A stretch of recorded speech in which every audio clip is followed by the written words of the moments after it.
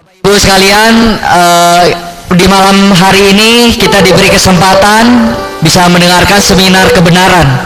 Kiranya lewat seminar kebenaran ini kita bisa bersama-sama berlatih bersandar Tuhan. Amen. Menjelang kedatangan Tuhan kembali. Amin.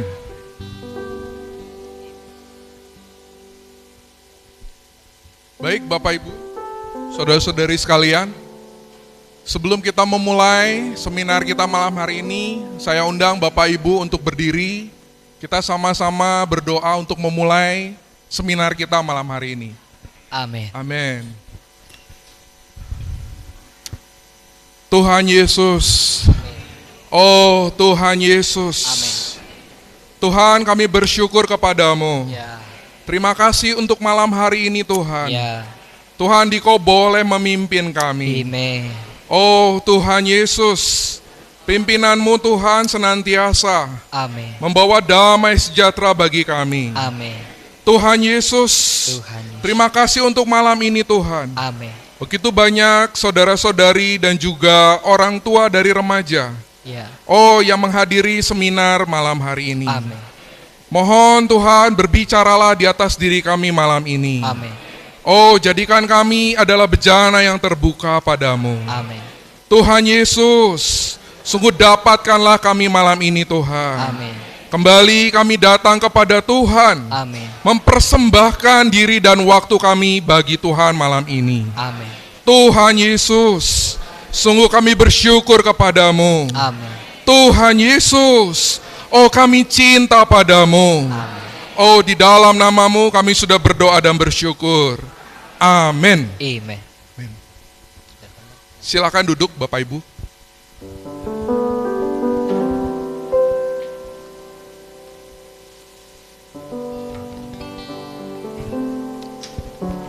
Puji Tuhan Bapak Ibu, saudara-saudari sekalian. Malam hari ini kita berkumpul di sini bukanlah suatu kebetulan. Kita berkumpul malam hari ini tak lain karena Tuhan membelas kasihani kita. Amin. Sehingga kita bisa berkumpul di tempat ini bukan hanya untuk menghadiri seminar yang diadakan oleh gereja di Cimahi. Tapi malam hari ini Bapak Ibu, saudara-saudari sekalian, kalau kita melihat di kiri kanan kita, mungkin ada orang yang baru pertama kali kita temui di tempat ini. Ini semua bukan kebetulan. Ini adalah pengaturan Tuhan. Amin. Yang membawa Bapak Ibu dan saudara-saudari sekalian bisa mendapatkan berkat Tuhan malam ini di tempat ini. Amin. Bapak Ibu, saudara-saudari sekalian, mari sebelum kita memulai seminar kita malam hari ini, saya ajak Bapak Ibu untuk kita sama-sama memuji Tuhan. Kita berkidung dari kidung nomor 287 yang berjudul Damba Bersekutu dengan Tuhan. Amin. Amen.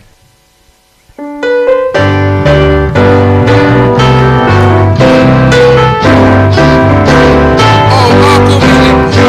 Aku milikmu, bila sabdamu, tak berukur kasihmu. Imanku ingin terus membumbung lebih akrab denganmu. Dari dekat, mari mengasih hingga sisi kamu. Dari dekat, mari mengasih hingga nikmat hadirmu. Aku milikmu, jiwa sabdamu, tak terukur kasihmu. Imanku ingin terus membumbung lebih akrab denganmu. Dari dekat, mari mengasih hingga sisi kamu. Dari dekat, mari mengasih hingga nikmat hadirmu. Sadar kurniamu, sisihkan aku, layanimu melulu. Biar ku teguh pandang wajahmu, aku lenyap dalammu. tarik dekat, mari pengasih hingga sisi kamu. Tarik dekat, mari pengasih hingga nikmat hadirmu. Walau sejenak riang membumbung bila duduk depanmu. Depan kakimu, pandang wajahmu, mesra akrab berkawan. Tarik dekat, mari pengasih hingga sisi kamu. Tarik dekat, mari pengasih hingga nikmat hadirmu. Dalam kasihmu, di luar pahamku, kecuali kelak di sana.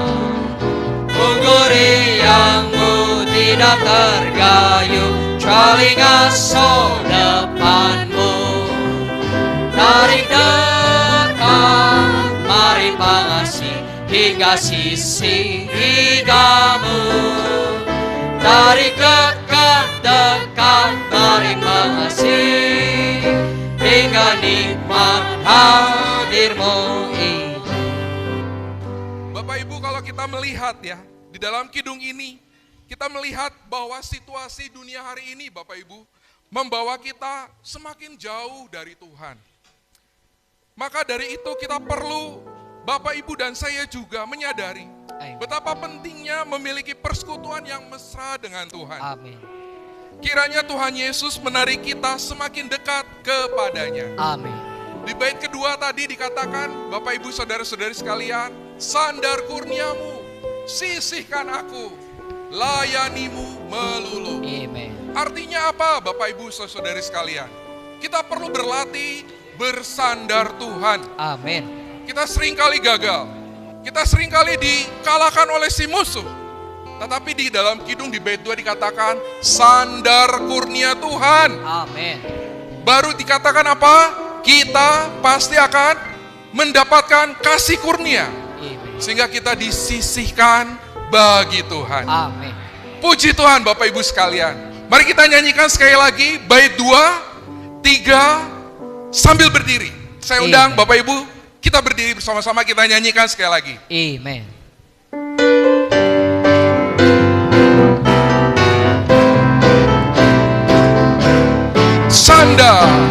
Sandar kurniamu, sisihkan aku, layanimu melulu. Biar aku pandang wajahmu, mampu lenyap dalammu. Tarik dekat, mari pengasih hingga sisi kamu. tarik dekat, mari pengasih Hingga nikmat Bait 3. Walau sejenak riang membumbung bila duduk depanmu. depan kakimu, Depan kakimu, pandang wajahmu, mesra akrab berkawan. tarik dekat, mari pengasih hingga sisi kamu. tarik dekat, mari pengasih hingga nikmat bait 4. dalam kasihmu, di luar pahamku, Kecuali kelak di sana. Untuk riangmu tidak tergayuh, kecuali ngaso depanmu. Tarik dekat, mari pengasih hingga sisi kamu. Tarik dekat, mari pengasih hingga nikmat. mari pengasih. Tarik dekat, mari pengasih hingga sisi kamu. Tarik dekat, mari pengasih hingga nikmat hadirmu. Silakan duduk Bapak Ibu, saudara-saudari sekalian. Amin. Puji Amin. Tuhan. Puji Tuhan. Saudara-saudari, lewat kidung tadi, kiranya kita semakin dekat dengan Tuhan. Amin. Kiranya kita semakin bersekutu dengan Tuhan setiap hari. Amin. Saudara-saudari, di kidung selanjutnya pun sama, saudari. Ya. Lewat kidung selanjutnya pun kita perlu semakin damba mencintai Tuhan. Amin. Dikatakan di Matius 22 ayat 37 dikatakan, Ya. kasihilah Tuhan Allahmu dengan segenap hatimu, Amin.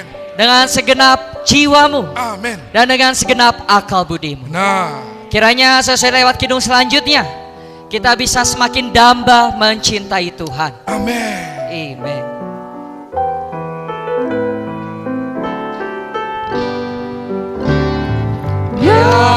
Ku makin mesra cinta Tuhanku, Hati makin Ya. Iman makin penuh. iman makin penuh. Ya.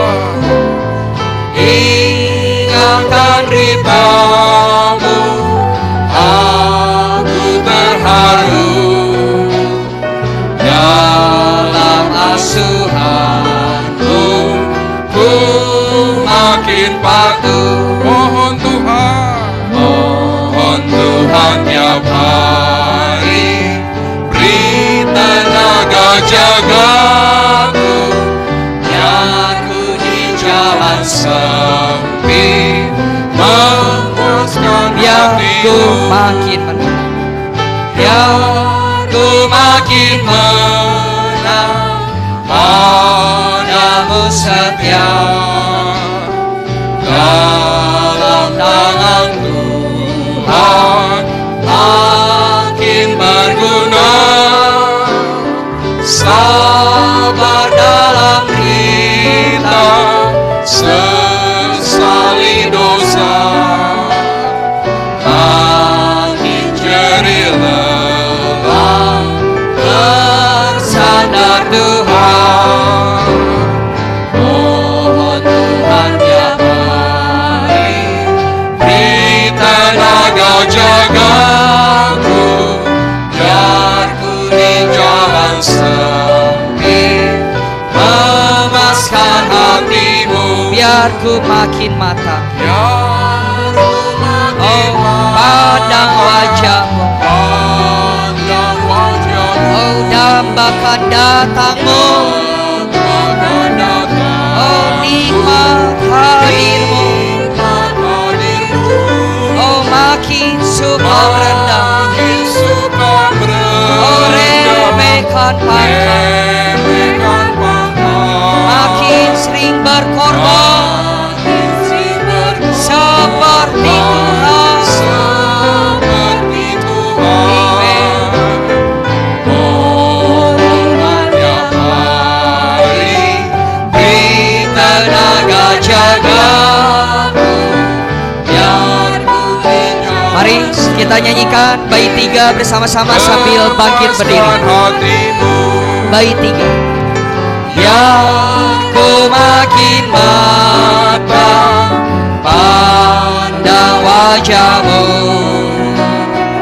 yang bakal datangmu, nikmat hadirmu, Makin suka. makin suka merendah, remehkan pangkat, makin sering berkorban seperti Tuhan. Mohon Tuhan tiap hari beri tenaga jagaku, biar ku di jalan sempit memuaskan hatimu. Ya Tuhan Yesus, Tuhan. kiranya kami setiap hari Ya Tuhan. semakin mesra, semakin cinta padamu. Amin. Ampuni kami, seringkali kami Tuhan tidak dambakan dirimu. Ya. Seringkali kami dambakan yang lain. Ya Tuhan. Tuhan, tapi lewat kidung ini kami belajar. Ya. Kami perlu semakin dambakan dirimu. Amin. Tuhan, kami mau belajar semakin setia kepadamu. Amin.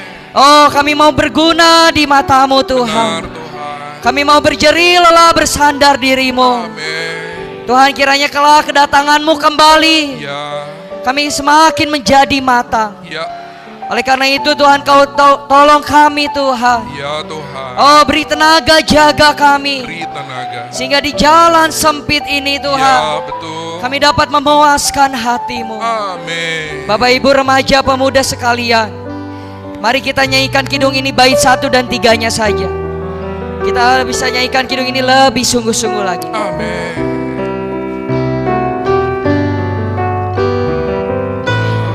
Oh, biar ku makin mesra cinta Tuhan. Biar ku makin mesra cinta Tuhanku, Hati makin gairah, iman makin penuh. Ingatkan beritamu, aku terharu. Dalam asuhanmu, ku makin patuh. Mohon Tuhan tiap hari Beri tenaga jaga. tenaga jaga. Oh, biar ku di jalan Biar ku di jalan memuaskan hati. Bait 3, biar ku makin matang. Biar ku makin matang, pandang wajahmu, dambakan datangmu, nikmat hadirmu. Makin suka rendah, remehkan pangkat, makin sering berkorban seperti Tuhan. Mohon Tuhan tiap hari beri tenaga jagaku, biar ku di jalan sempit. Sekali lagi, lebih sungguh-sungguh mohon Tuhan tiap hari. Mohon Tuhan tiap hari beri tenaga jagaku, biar ku di jalan sempit memuaskan hatimu. Amin. Silahkan duduk, Bapak Ibu remaja pemuda sekalian. Ya, Kiranya lewat kidung ini kita belajar semakin damba akan Tuhan. amin. Kiranya di kur ini juga bisa menjadi doa kita. Ya, Kiranya Tuhan menjaga kita, Tuhan memberi kekuatan kepada kita. amin.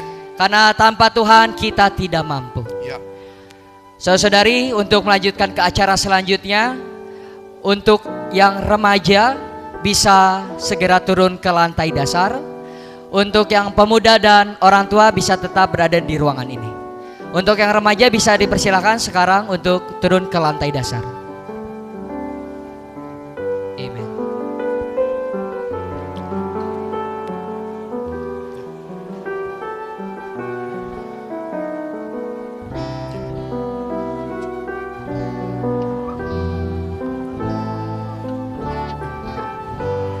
untuk Bapak Ibu supaya pandangannya lebih jelas bisa mengisi bangku yang di depan.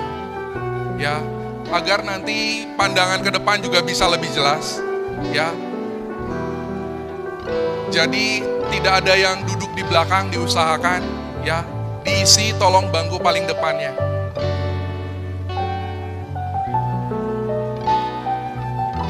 Ya. Puji Tuhan. Puji Tuhan.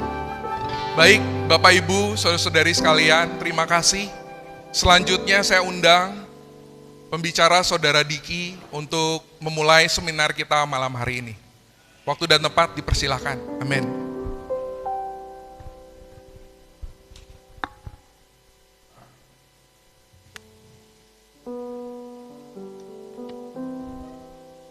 Mari kita berdoa, saudara-saudari.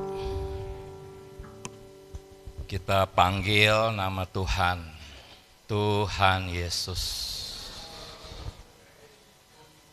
Tuhan Yesus. Tuhan, kami cinta padamu. Tuhan, kami perlu dirimu. Oh, malam hari ini Tuhan segarkan iman kami. Kami sungguh perlu dirimu. Berkati kami semua oleh firman-Mu yang hidup. Terima kasih Tuhan. Di dalam nama Tuhan Yesus kami berdoa. Haleluya, sama-sama katakan amin. Puji Tuhan, saudara-saudari. Jadi malam hari ini kita mengadakan seminar penyegaran iman. Bukan untuk pengetahuan, tetapi untuk mendapatkan kesegaran iman. Sehingga kita pulang dari sini, kita bisa bersandar Tuhan. Satu-satunya tempat teraman, sandar Tuhan. Judulnya sangat sederhana ya. Berlatih sandar Tuhan. Tetapi saya merasakan ada peperangan yang luar biasa di balik judul ini. Kita harus sungguh-sungguh berdoa, Tuhan latih kami bersandar Tuhan. Sungguh-sungguh. Sebetulnya ya, sifat manusia yang jatuh itu tidak bisa sandar Tuhan. Tidak bisa. Perlu kasih karunia agar kita bisa bersandar kepada Tuhan. Ya. Ini adalah salah satu kehidupan yang paling unggul di muka bumi ini. Jikalau orang Kristen bisa bersandar Tuhan, maka itu adalah orang Kristen yang unggul. Amin, saudara-saudari, semoga Tuhan memberkati kita. Kita baca judulnya bersama-sama, berlatih sandar Tuhan menjelang kedatangan Tuhan.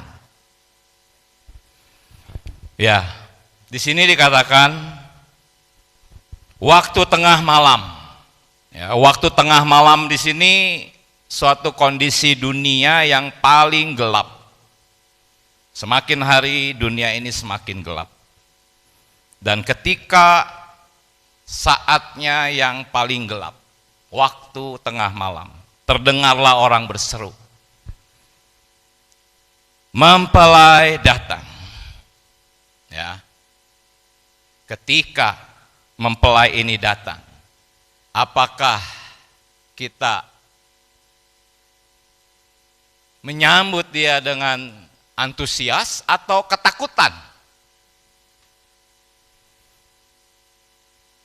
Ya, di sini dikatakan, ya, jadi sandar Tuhan di sini adalah seperti seorang istri bersandar pada suaminya, karena kedatangan Tuhan adalah seperti mempelai.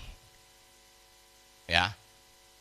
Kedatangan Tuhan itu adalah kedatangan mempelai, dan kita walaupun laki-laki, kita adalah mempelai perempuannya.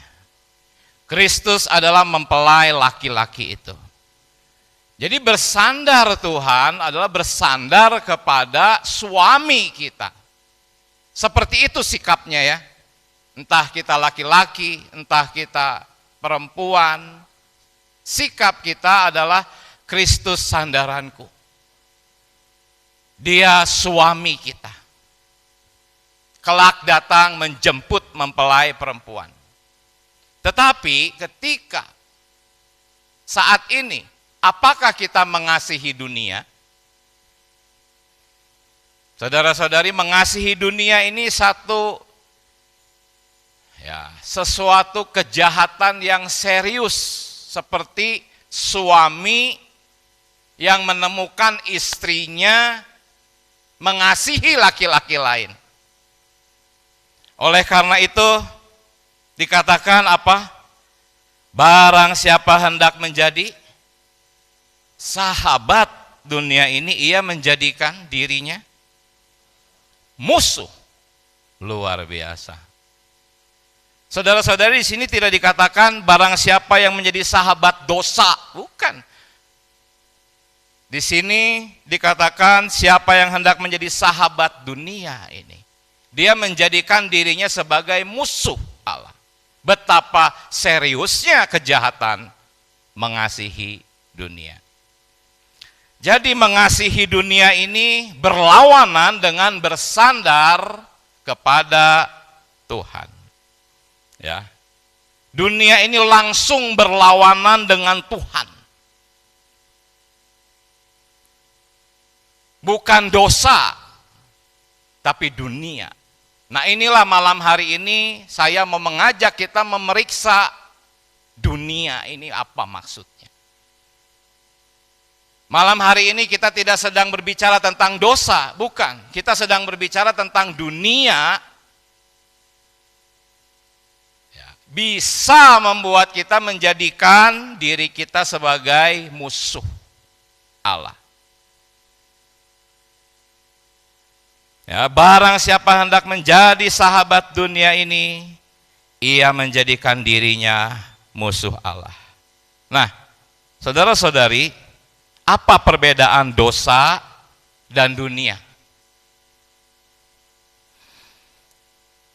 Ada ayatnya ya di bawah, berbahagialah orang yang murni. Murni itu artinya hanya ada satu macam unsur, murni. Seperti pakaian itu hanya warna putih, ya. Nah, perbedaan dosa dan dunia, dosa itu kotor. Ya, seperti baju tuh kena lumpur, jelek, kasar. Itu mencemari baju yang putih. Di kitab Wahyu, pemenang itu mengenakan kain lenan putih. Dosa mencemari kemurnian, kotor, jelek. Tetapi dunia itu indah, ya. Seperti baju ini ya, bunga-bunga indah ya. Kalau saudari kan senang pakai baju yang seperti ini, ya, modis. Coba bandingkan dengan baju yang kotor itu. Tetapi sama, entah itu dosa jahat, entah itu dunia mencemari. Tetapi dunia lebih serius. Barang siapa menjadi sahabat dunia, tidak dikatakan sahabat dosa. Sahabat dunia menjadi dirinya menjadi musuh Allah. Kenapa dunia ini begitu halus, indah, bagus, tidak bertentangan dengan moralitas. Ya. Nah, coba kita lihat ini contohnya. Saudara-saudari. Ada seorang pemabuk di sini ya.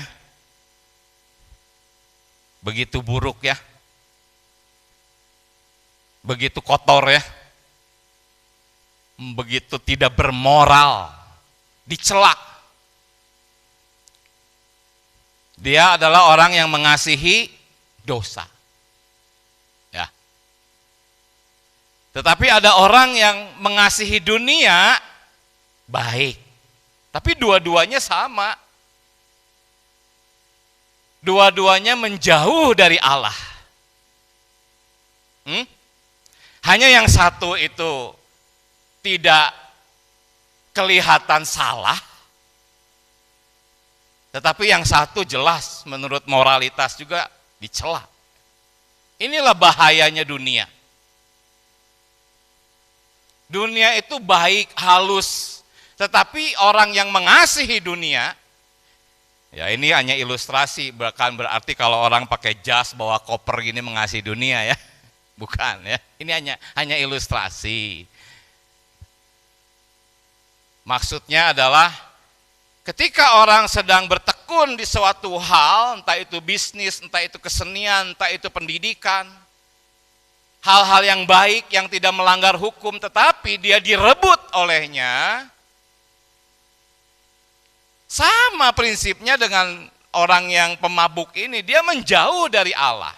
Tapi bedanya apa? Yang satu dicela, yang satu dipuji. Jadi lebih halus sifatnya ya. Tidak semua bisnismen mengasihi dunia. Tidak semua orang-orang yang berkecimpung sebagai sekuler ya, di dunia sekuler mengasihi dunia, tidak semua. Ini hanya ilustrasi ya. Supaya ada gambaran perbedaan apa? Perbedaan dosa dan dunia.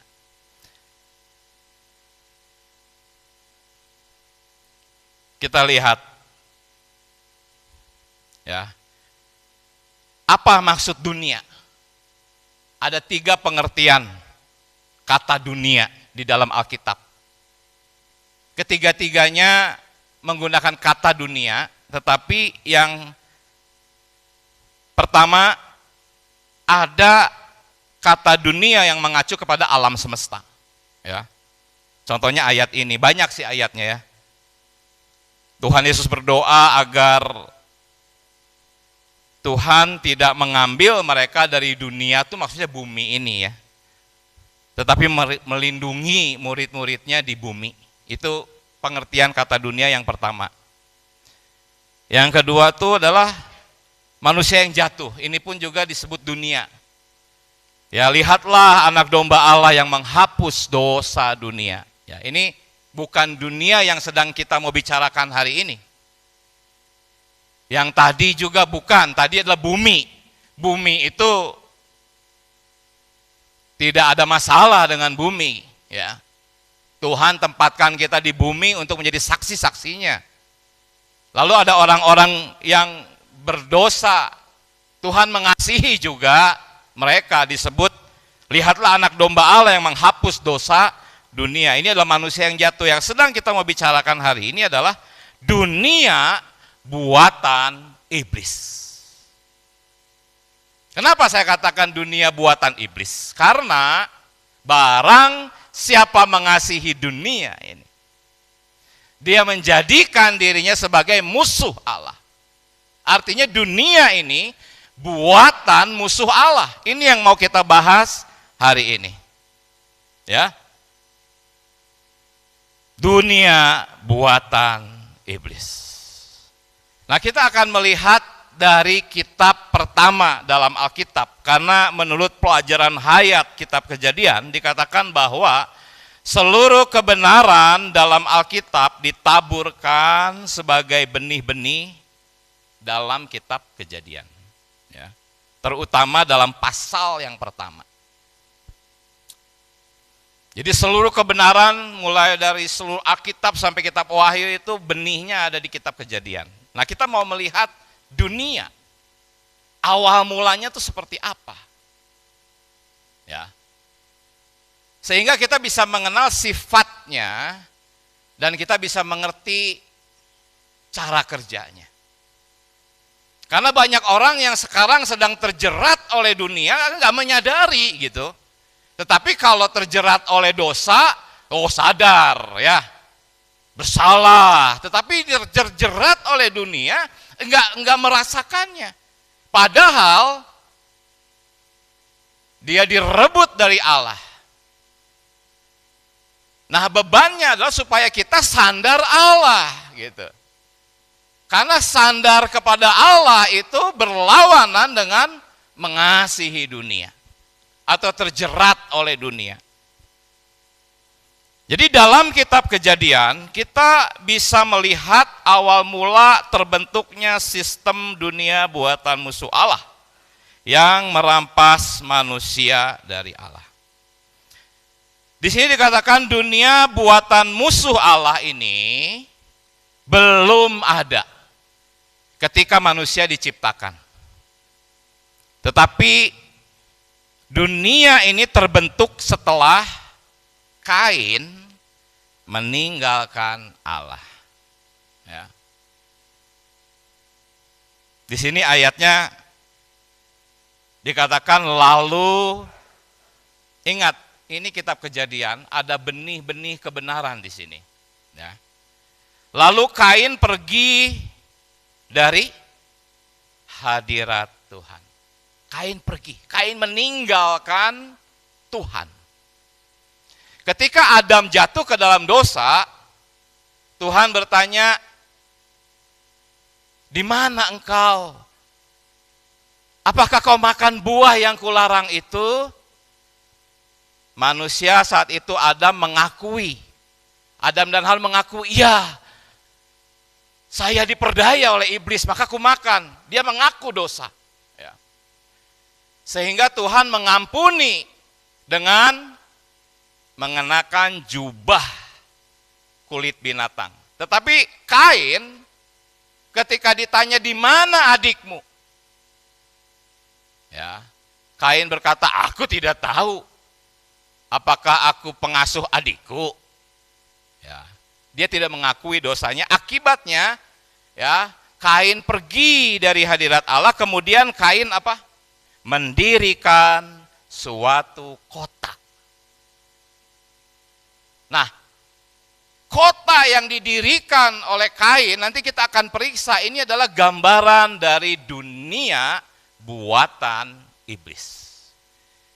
Kain pergi meninggalkan Allah, membangun satu kota tanpa Allah. Karena Kain pergi meninggalkan hadirat Allah. Ya, hadirat Allah di sini, ya, apakah hadirat Allah di sini? Karena Kain pergi, maka dia mendirikan suatu kota yang dimaksud oleh dunia buatan iblis ini. Ya. Kenapa Kain bisa pergi dari hadirat Tuhan? Pergi dari hadirat Allah adalah apa? Hubungan yang rusak dengan Allah. Saudara-saudari, apakah hubungan kita dengan Allah baik-baik saja? Jikalau hubungan kita dengan Allah tidak baik-baik saja, ketika kita bangun pagi, Tuhan memanggil, di manakah engkau? Gitu kan? Tetapi kita mengeraskan hati, kita menyapa Tuhan juga enggak. Langsung pergi kerja, langsung bekerja. Orang Kristen yang hubungannya baik-baik saja dengan Allah, kelihatan di mana? Di pagi hari. Jikalau pagi hari kita datang terlebih dahulu ke hadapan Tuhan, artinya kita tidak seperti Kain yang pergi dari hadirat Allah. Mungkin ada anak-anak muda di sini, begitu mendengar hadirat Allah, dalam pemikirannya itu adalah satu menikmati lagu-lagu pujian gitu ya. Nanti kita lihat ya. Di kota buatan Kain ini ada juga musik. Tapi nanti ya. Nah, kenapa hubungan kita rusak dengan Allah? Kenapa? Satu, akibatnya apa? Tidak, sama-sama coba. Tidak bersandar kepada darah Tuhan untuk apa? Ketika Kain belum pergi meninggalkan Tuhan, Kain mempersembahkan kurban kepada Tuhan. Habel mempersembahkan kurban kepada Tuhan. Mereka masih ada di hadirat Allah. Kain belum pergi. Tetapi Habel mengikuti jejak orang tuanya. Orang tuanya ketika jatuh ke dalam dosa mengenakan pakaian dari kulit binatang.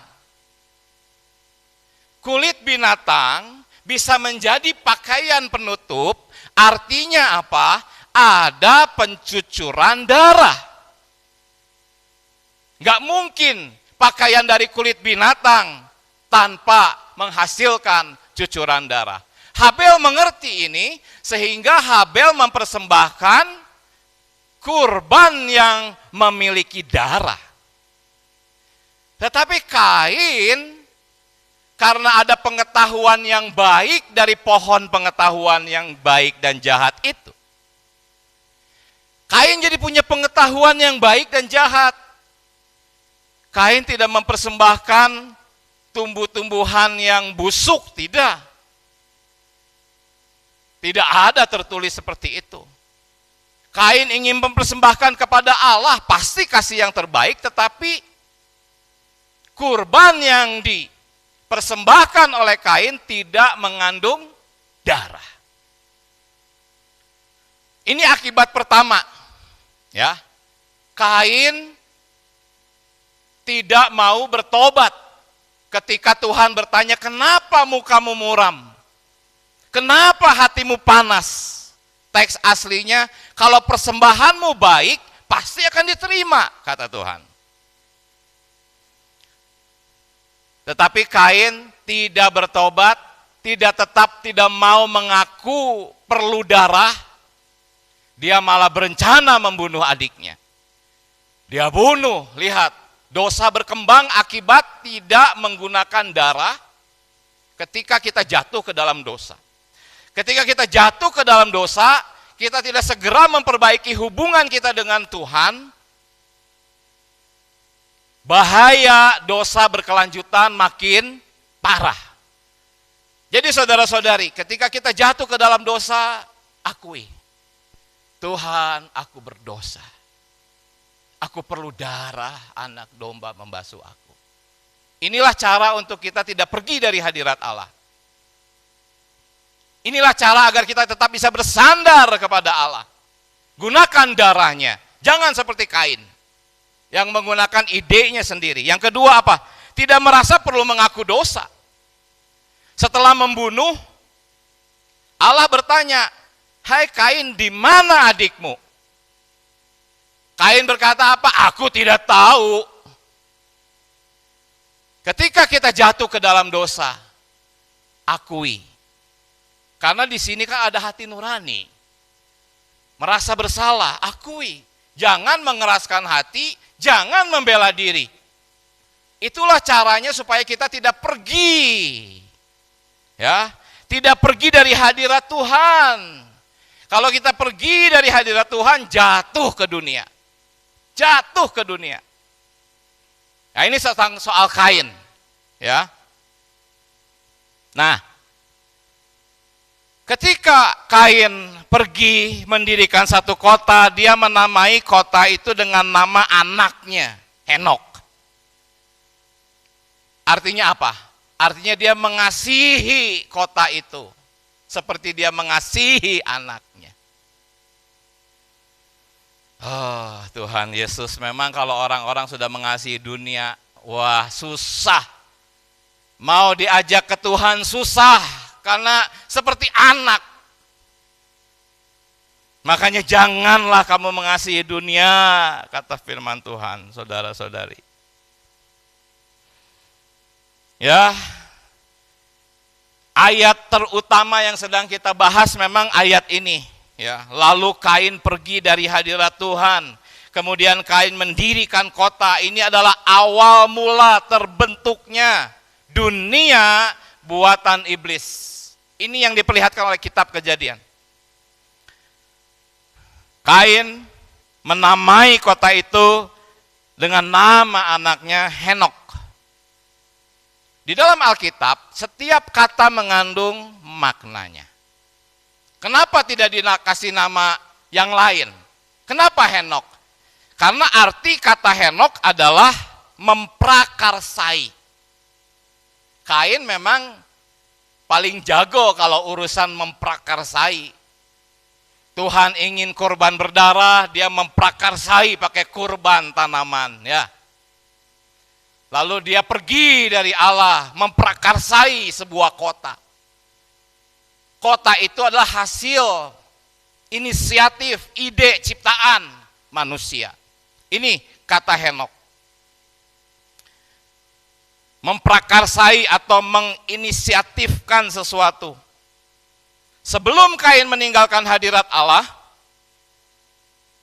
di Taman Eden, segala sesuatu keperluan manusia.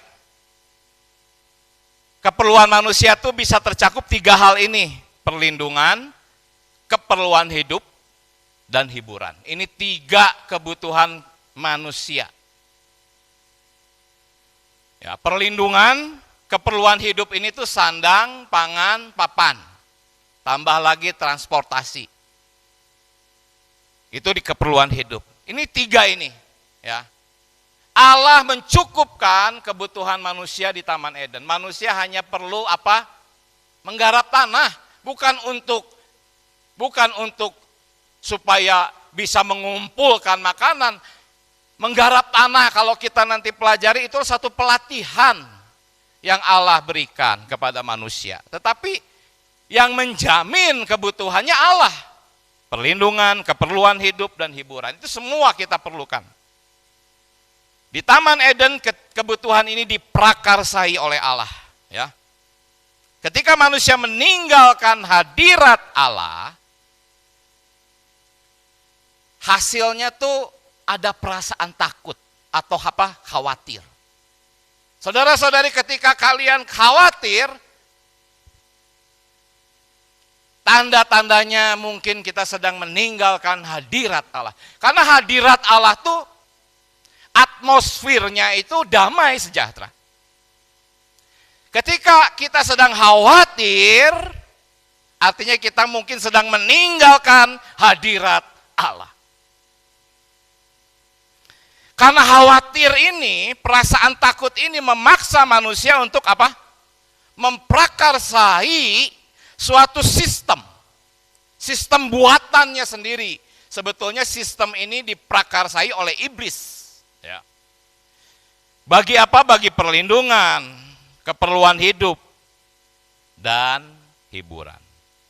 Ya. Jadi perasaan takut ini, coba baca ayatnya. Aku tersembunyi dari hadapanmu. Ini ketika si Kain sudah membunuh adiknya, Tuhan sudah bertanya, di mana adikmu? Kain tidak mengakui dosanya, dia tidak mau menggunakan darah, tidak mengaku dosanya, dia malah mikirin dirinya sendiri. Oh, sekarang aku tersembunyi dari hadapanmu.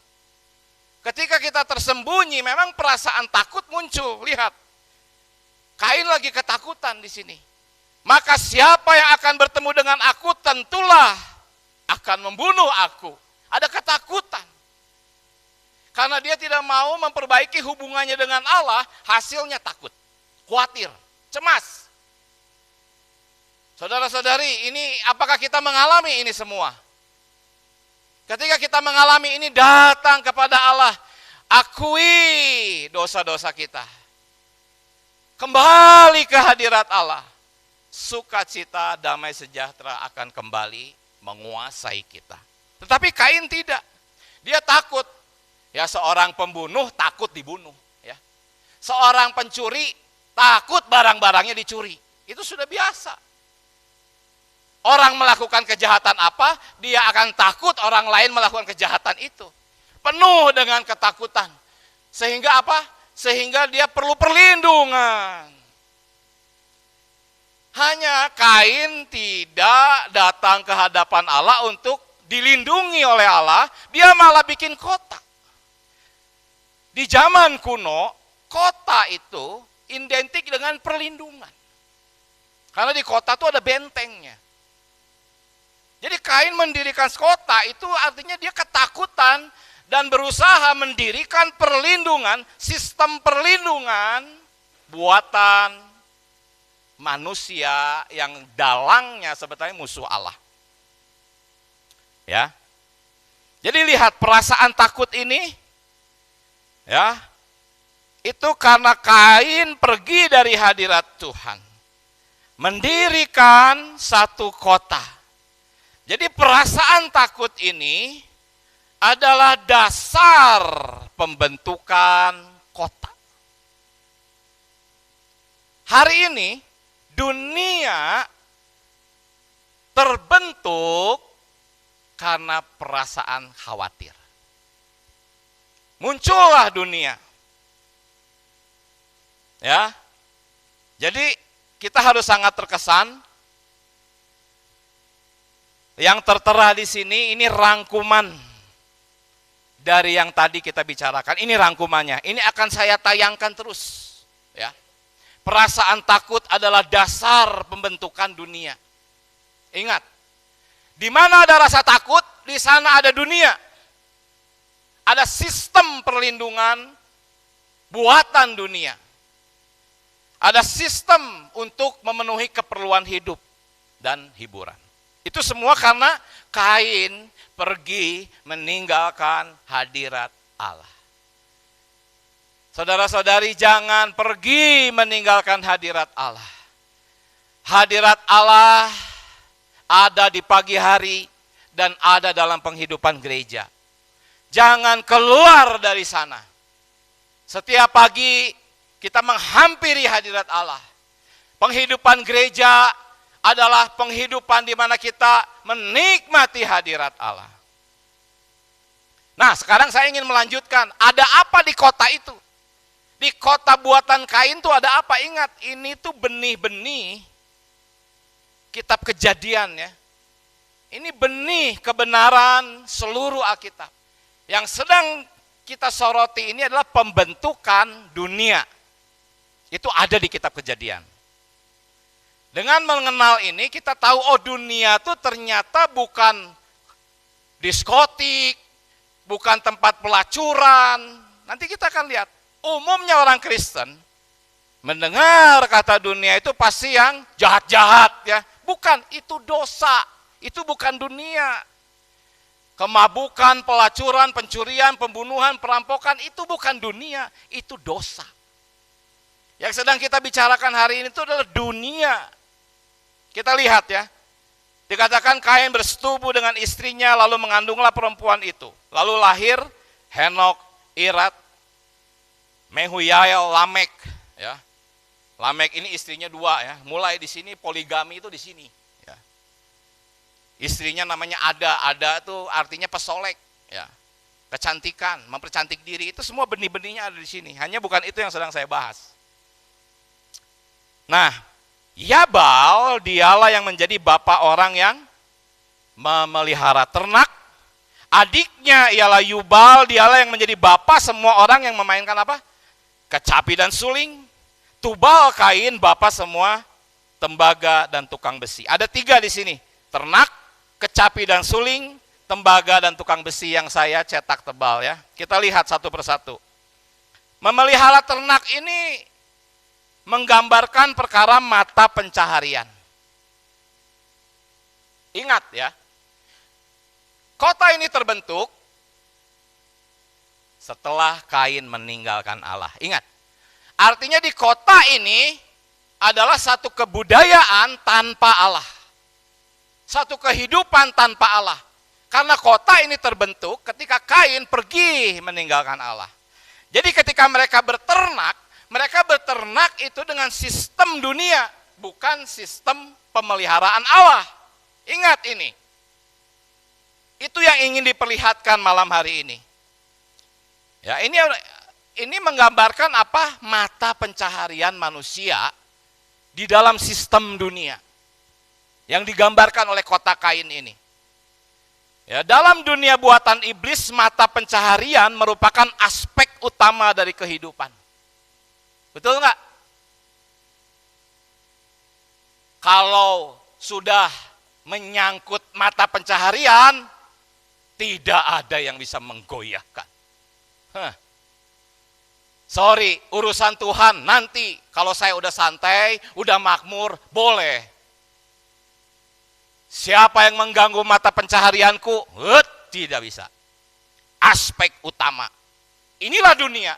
Mata pencaharian dosa enggak? Dosa enggak?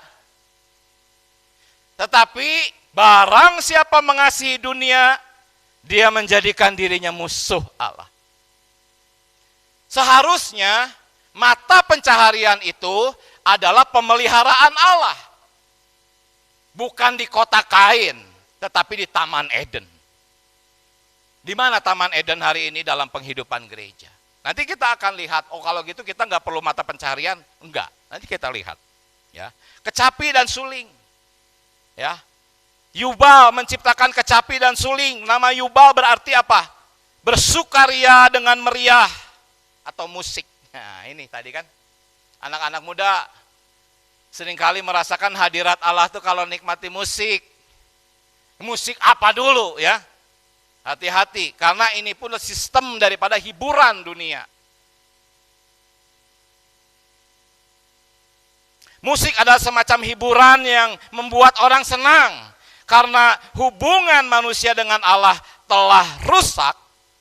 Nah ini, manusia kehilangan Allah sebagai sukacitanya. Berapa banyak di antara kita yang berkata, Allah lah penghiburanku. Berapa banyak? Jikalau Allah adalah penghiburan kita, entah rumah kita jelek, rumah kita bagus, sama saja. Allah penghiburan kita. Allah yang tinggal di dalam kita. Dialah sukacita kita. Entah kita sedang sakit, sedang sehat, gak ada masalah. Sebab Allah penghiburan kita. Banyak orang minta Tuhan sembuhkan saya supaya bisa jalan-jalan ke mall. Cari hiburannya di dunia. Sembuhkan saya Tuhan supaya bisa menikmati dunia. Makanya Tuhan gak sembuhkan. Ya.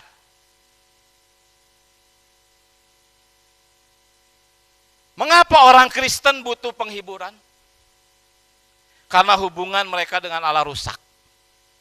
Jikalau hubungan kita dengan Allah rusak, artinya kita tidak bersandar kepada Allah. Pasti kita bersandar kepada dunia. Pasti.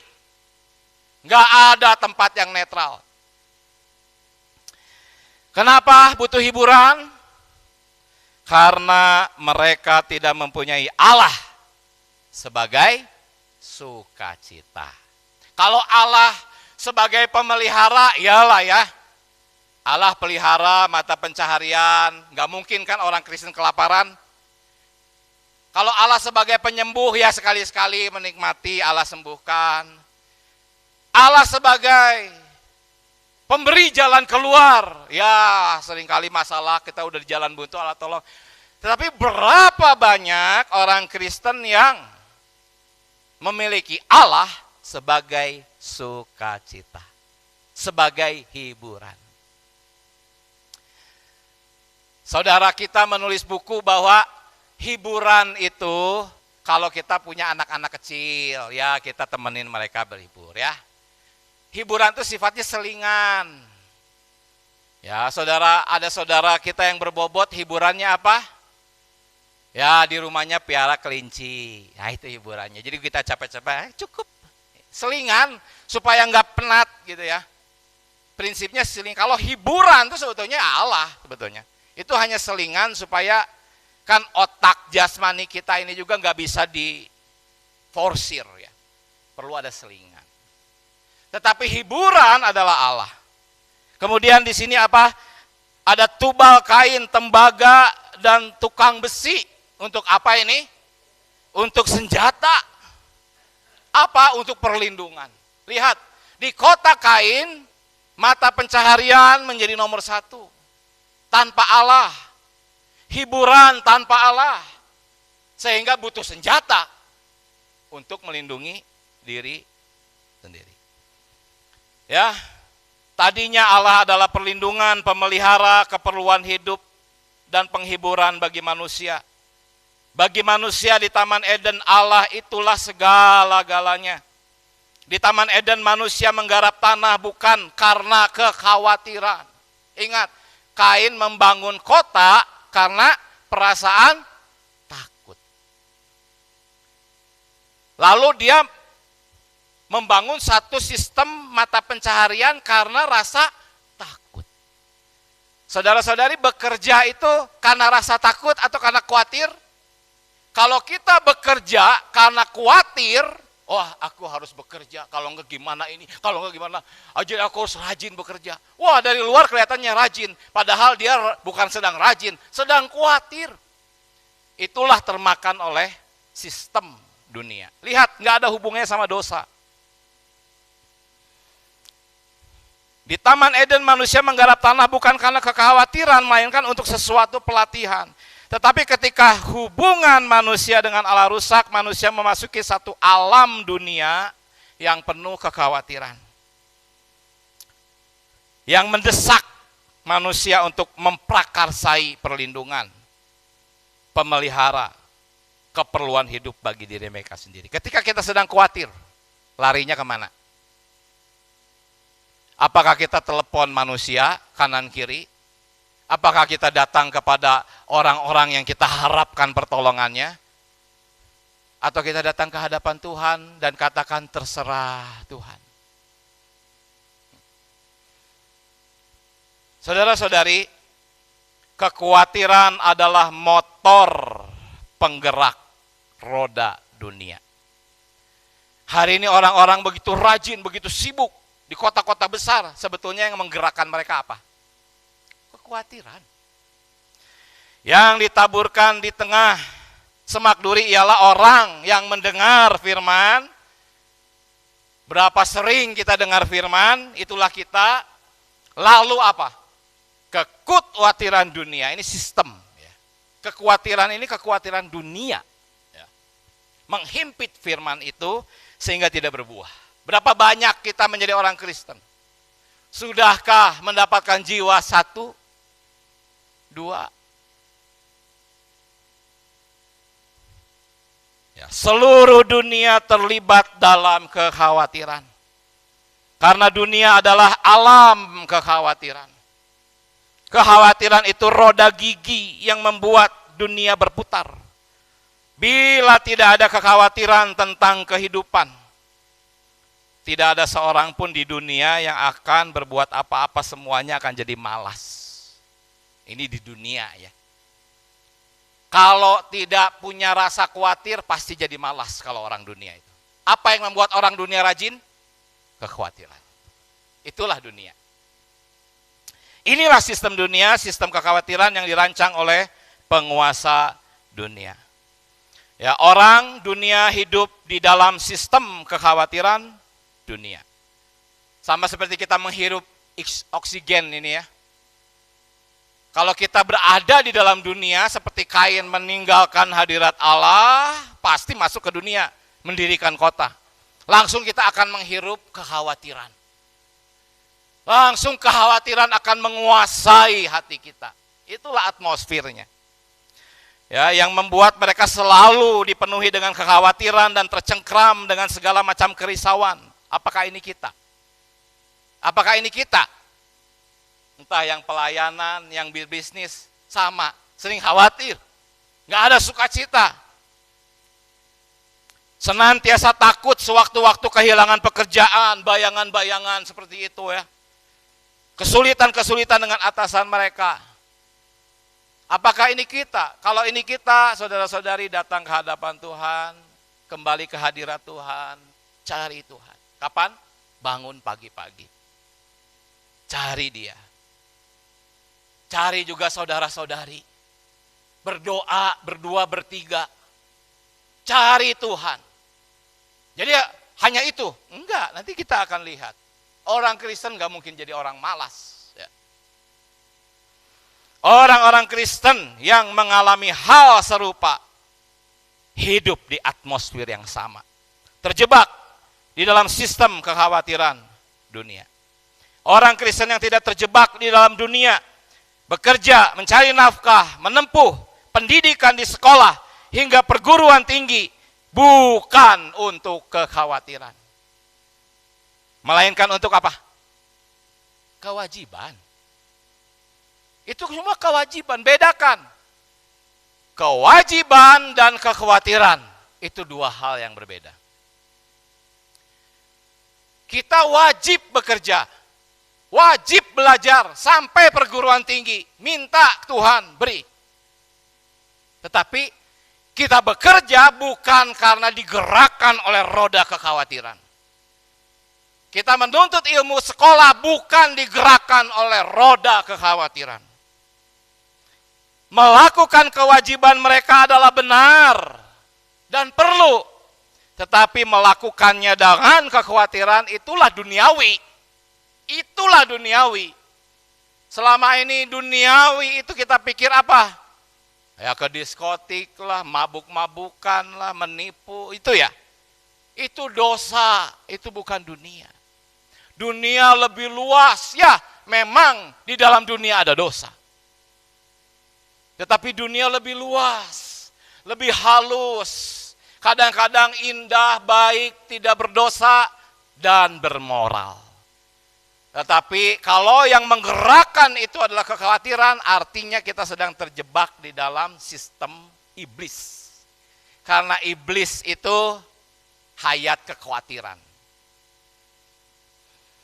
Orang Kristen yang tidak terjebak di dalam dunia buatan musuh hidup di luar alam kekhawatiran. Di mana dia hidup? Kerajaan Allah itu ada di bumi, karena ayat di sini sedang berbicara tentang kehidupan gereja. Paulus sedang berbicara tentang kehidupan gereja. Sebab kerajaan Allah bukanlah soal makanan atau minuman, ini konteksnya soal gereja.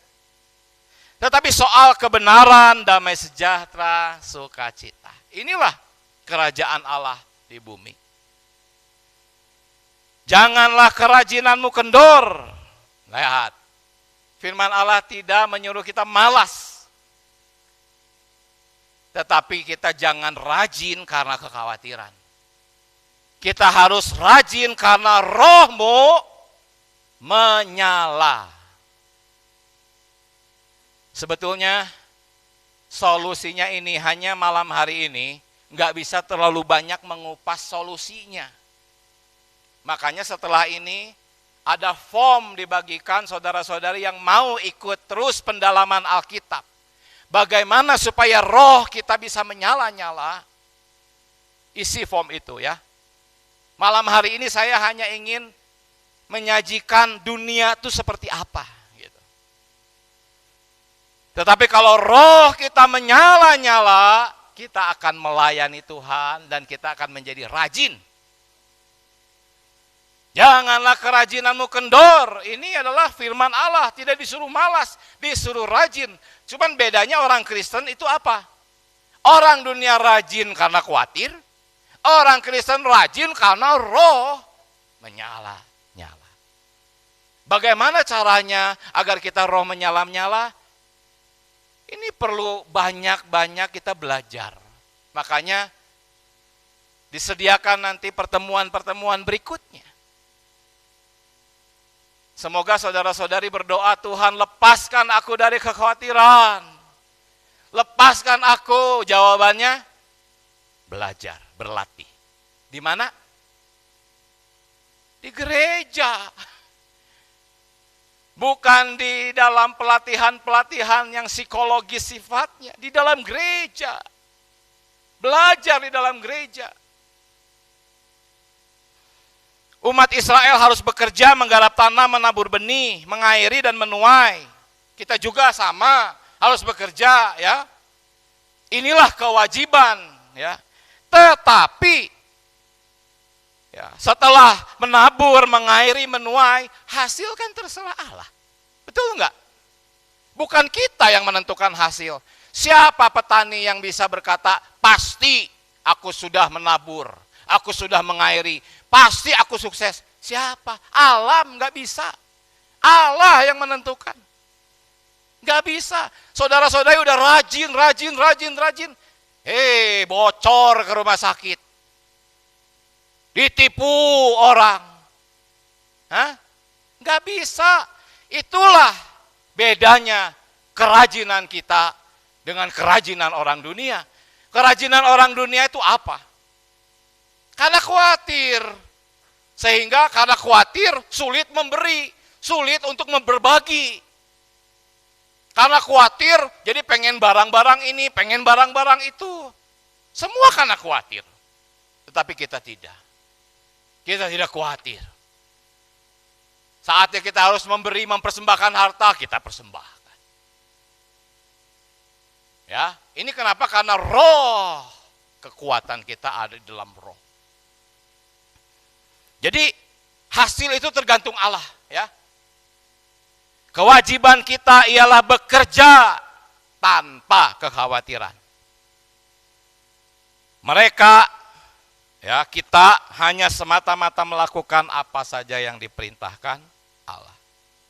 Ya, perintah Tuhan adalah apa? Apa? Mengumpulkan harta di surga. Memberi benda materi kepada orang miskin, memperhatikan kaum beriman yang kekurangan. Ini semua praktek-praktek mengumpulkan harta di surga. Kata Yesus, berikanlah itu kepada orang-orang miskin, maka engkau apa? Akan beroleh harta di surga. Kumpulkan harta di surga. Ya. Karena di mana hartamu berada, di situ pula hatimu. Orang Kristen sejati, ya, deposit di surga. Kenapa penting? Ya, karena kalau harta kita di surga, hati kita juga di surga. Ketika Tuhan datang, judulnya apa di sini? Berlatih bersandar Tuhan menjelang kedatangan Tuhan. Ketika Tuhan datang, dia hanya akan menjemput yang hatinya sudah di surga. Oh, jadi orang-orang Kristen nggak dijemput masuk neraka? Enggak masuk neraka. Nah, inilah perlunya pendalaman Alkitab, ya. Keselamatan itu kekal. Tetapi ketika Tuhan datang, hanya orang-orang yang hatinya di surga saja yang dijemput. Kenapa hatinya di surga? Hartanya di sana. Tapi kalau hartanya di bumi, ya kayak istri Lot. Betul nggak? Hartanya ada di Sodom. Dijemput di sama malaikat. Hartanya di Sodom.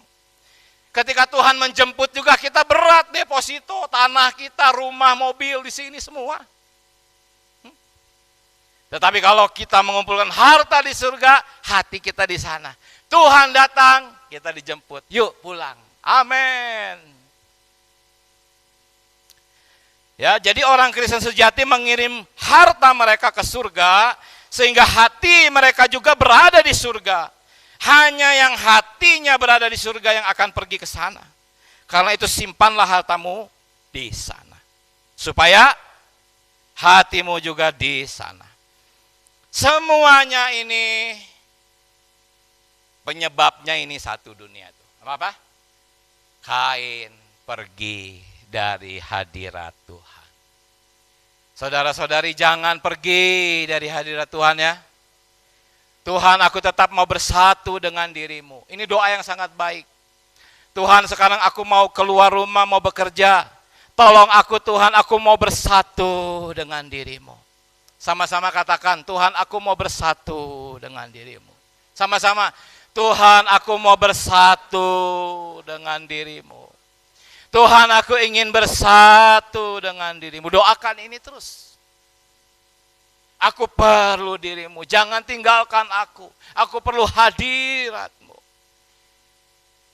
Jadi hadirat Tuhan itu bukan kita menikmati musik, bukan. Hadirat Tuhan itu adalah kita bersatu dengan Dia di dalam roh. Apa maksudnya di dalam roh? Nah, itu perlu pendalaman Alkitab. Ada prakteknya, ada teladannya. Hasilnya nikmati saja nanti. Damai, sejahtera, dan sukacita. Di sini kita semua diajarkan seperti itu. Kita tidak diajarkan bagaimana caranya jadi kaya, jadi jutawan, miliarder, bukan itu yang diajarkan di sini. Yang diajarkan di sini adalah sukacita, damai sejahtera oleh Roh Kudus. Ketika kita pergi dari hadirat Allah, pasti kita mendirikan kota. Pasti kita akan lari ke dunia. Berlatih sandar Tuhan, ya. Waktu tengah malam terdengar orang berseru, mempelai datang. Haleluya. Kita sudah terbiasa bersandar Tuhan. Amin. Baik saudara-saudari, sedemikian firman Tuhan. Jadi bagaimana caranya? Ya tadi sudah sering disinggung pagi-pagi hari. sementara itu dulu. Datang ke hadapan Tuhan dengan hati yang murni. Jangan meninggalkan hidup gereja. Kalau diajak berdoa berdua, bertiga, ayo siap. Semuanya latihan itu. Nanti pertemuan-pertemuan berikutnya kita semakin jelas. Amin. Kita kidungkan kidung yang kedua tadi. Ya, sebelum nanti saudara kita memimpin kita di dalam doa. Yang kedua tadi kidung biar. Itu kidung berapa ya? Amin. Kidung 297. Oh Tuhan Yesus, jadikan kidung ini doa kita ya. Amin.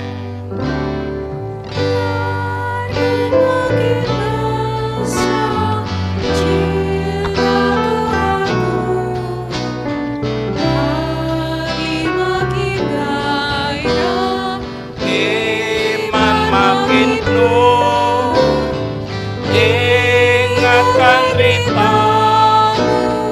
Aku terharu dalam asuhanmu.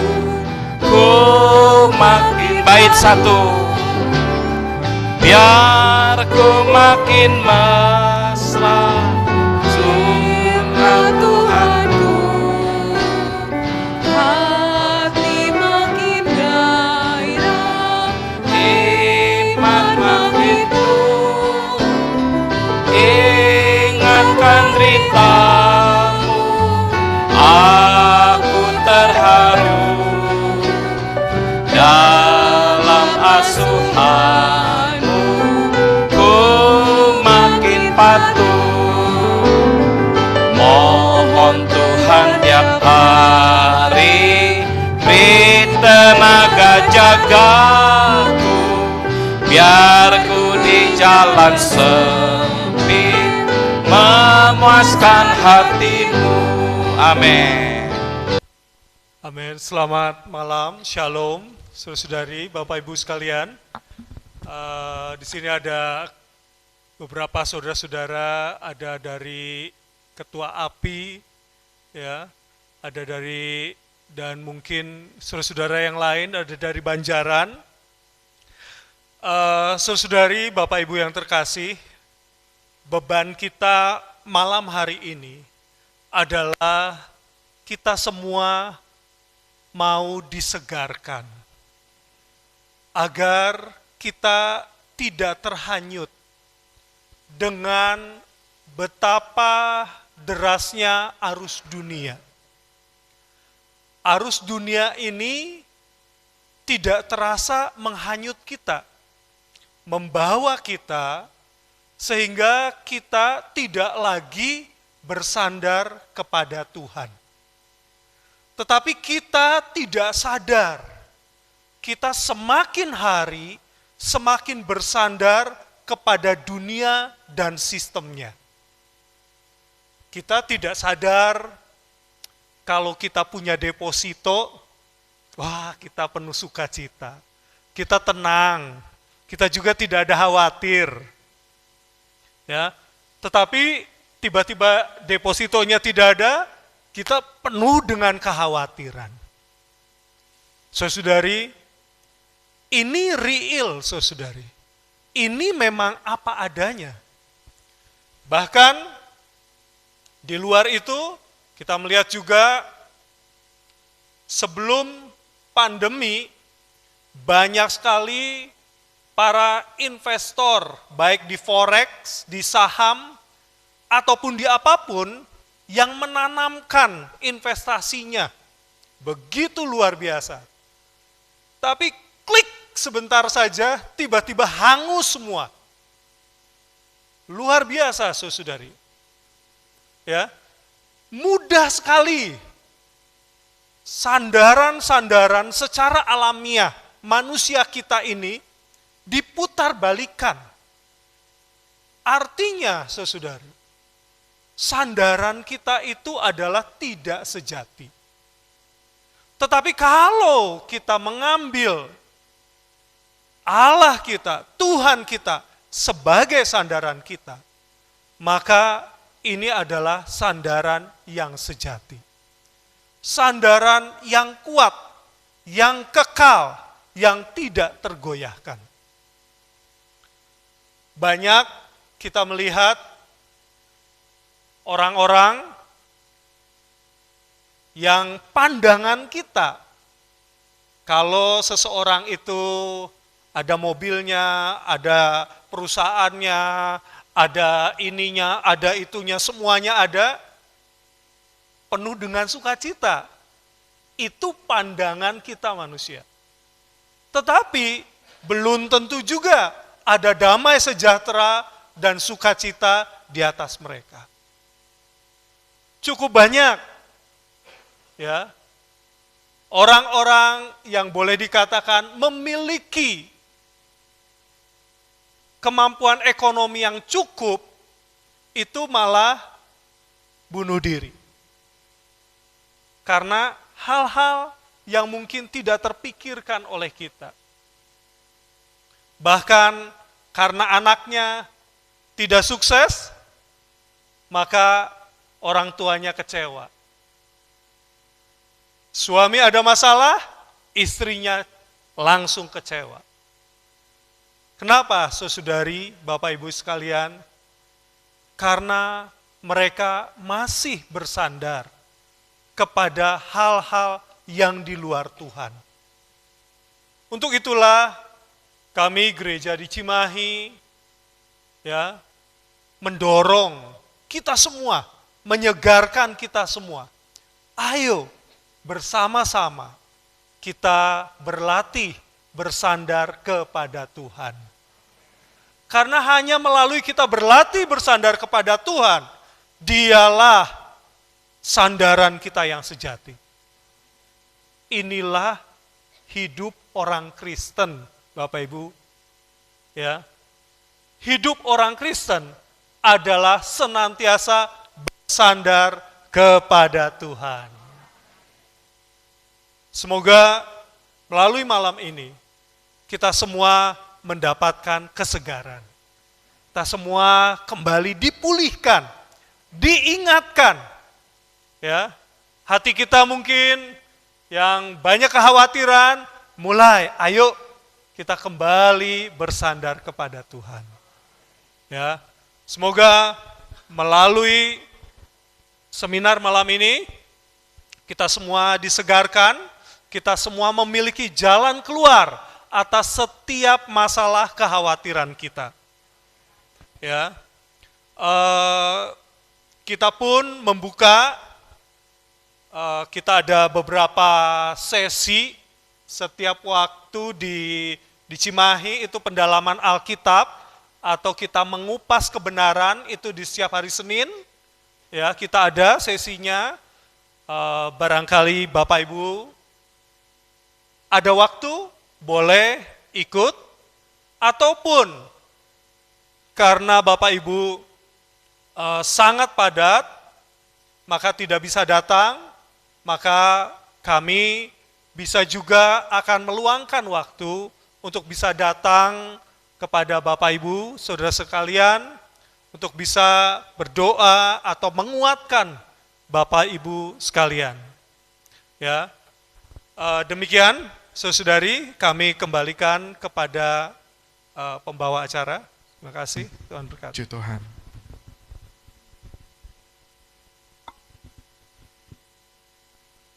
Amin, puji Tuhan. Berhubung dengan waktu, Bapak Ibu saudari sekalian, kami mohon maaf jika waktunya agak mundur, ya. Tapi untuk pertanyaan yang masuk dan belum terjawab, seperti tadi yang disampaikan oleh saudara kita, Bapak Ibu saudari sekalian yang damba untuk bisa berbagian di dalam pendalaman Alkitab atau penuntutan kebenaran. Seperti yang tadi sudah disampaikan, gereja di Cimahi memiliki satu tatap muka, ya, satu sidang penuntutan kebenaran. Dan jika Bapak Ibu berkenan hadir, seperti tadi dikatakan ada di hari Senin, ya, untuk waktu nanti akan diberitahukan pukul berapa. ataupun Bapak Ibu, saudara-saudari sekalian yang hari ini damba tapi tidak memiliki waktu untuk hadir, bisa menginformasikan juga ya, melalui tadi form ataupun kertas bahwa Bapak Ibu, saudara-saudari sekalian memiliki minat untuk berbagian di dalam pendalaman Alkitab. Ya. Jadi sekali lagi, setiap form tadi yang sudah diberikan, tolong untuk diisi. Ya. Diisi, setelah diisi, berikan kepada saudara-saudari yang melayani, sehingga kita, pihak dari gereja, bisa mendata dan juga bisa mengaturkan sesuai dengan waktu yang sudah diisi, sesuai dengan form yang sudah diisi juga. Ya. Oke, Bapak Ibu, saudara-saudara sekalian, untuk mempersingkat waktu, sebelum kita tutup acara malam ini, kita sama-sama bangkit berdiri. Kita akan menutup seminar malam hari ini dengan doa.